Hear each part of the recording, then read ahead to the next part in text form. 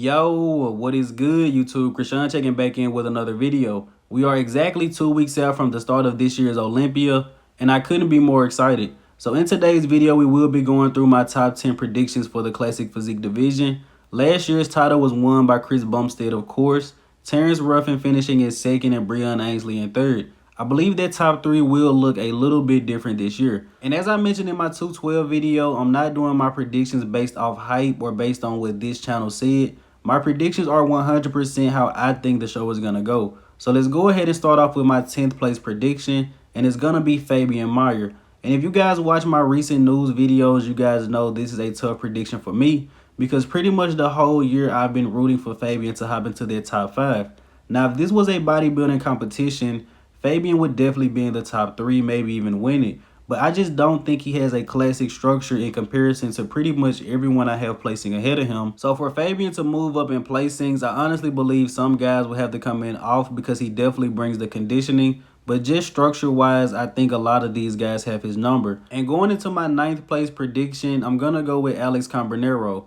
And this is also a tough prediction for me. If you guys remember the last time we talked about Alex, I said he's been one of the best guys in Classic for a while. And I can't remember the last time Alex was out of the top 6 at the Mr. Olympia. And this guy also won the Arnold Classic just in the year 2020. So for me to place him in 9th place is a bit tough.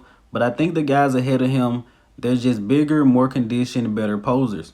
Now going into my 8th place prediction, I'm going to go with Logan Franklin. I think a lot of people don't talk about Logan Franklin because he wasn't at last year's Olympia, but this guy has a very classic physique. Also the best poser in the league outside of Terence Ruffin, no question about that. And honestly, if the classic physique division added 10 or 15 pounds to the weight cap, Logan may very well be the champion. And when I look at Logan's physique, everything looks good, but he just needs more. He just doesn't look filled out, which is why I have him placing in 8th place despite having one of the most classic physiques in the lineup.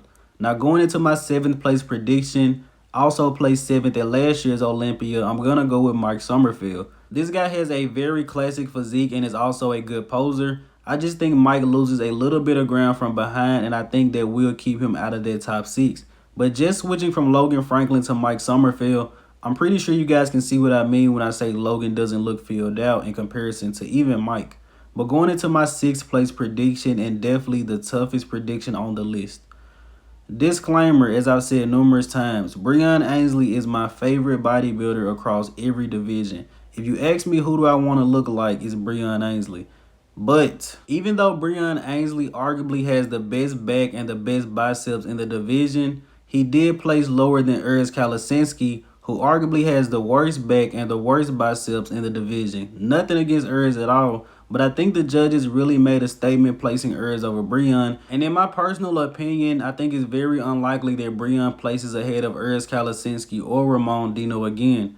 Me personally, I would still have him at least beating Urs Kalasinski, but I guess the judges don't see it that way. And Breon's main knock is the quads, and the guy I have placing right ahead of him, if they actually stand side by side, is not going to look too good for Breon. So getting into my top 5 predictions, in 5th place, I'm going to go with Kang. My only concern about this guy is will he be in Olympia level condition? As you guys can see, even here in Vancouver, he could have been a touch sharper.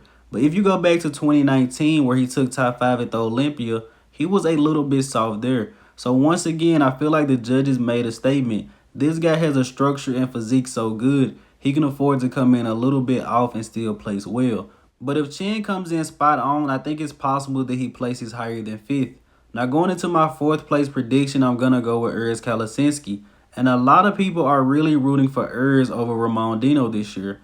Me personally, I just don't see it yet. Ramon Dino is just too far ahead in the arm and the back department. However, Urs does have the closest structure to Chris Bumstead, and he is going to bring a crazy level of conditioning.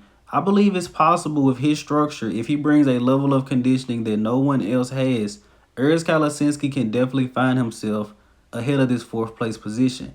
And as I mentioned earlier in this video, the top 3 will look a little bit different this year because I believe Ramon Dino will definitely be in there. As I've said this entire season, on paper, Ainsley placed 3rd at last year's Olympia, making him the 3rd best classic guy in the world.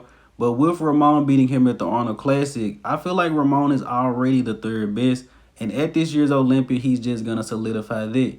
Can Ramon Dino play second? Can he win the title? I mean, anything is possible, right? But going into my second place prediction, I'm going to go with Terence Ruffin. This guy is really racking up some second place trophies. Very similar physique to Lee Labrada and Sean Ray. And he's also racking up second place placings like them. Hopefully Terence Ruffin will be able to capture that title one day. I just noticed it. And I believe Terence has all the tools to be the champion. He just doesn't have the stature and the height of the guy that's been beating him for the past couple of years. And that's Chris Bumstead, of course. I believe Chris Bumstead is going to come in this year and win his 4th Olympia title. And with Chris Bumstead teaming up with Honey Rambai, one of the greatest coaches of all time, however long Chris Bumstead decides to compete, that's probably how long he will retain the title. Now, something no one ever seems to mention. Chris Bumstead, in comparison to almost everyone else, he's very, very wide, overwhelming width. As I mentioned before, Urs Kalasinski has a structure very similar to Chris Bumstead, but he doesn't have the width, which is why I think Urs Kalasinski may not be able to dethrone Chris Bumstead. But as always, I hope you guys did indeed enjoy this video. If you haven't done so already, be sure to like this video and subscribe to the channel. My open predictions are coming very, very soon. Also, leave your guys' personal top 6 in the comment section below. I'm Krishan from Go Fitness, and that's it. I'm out.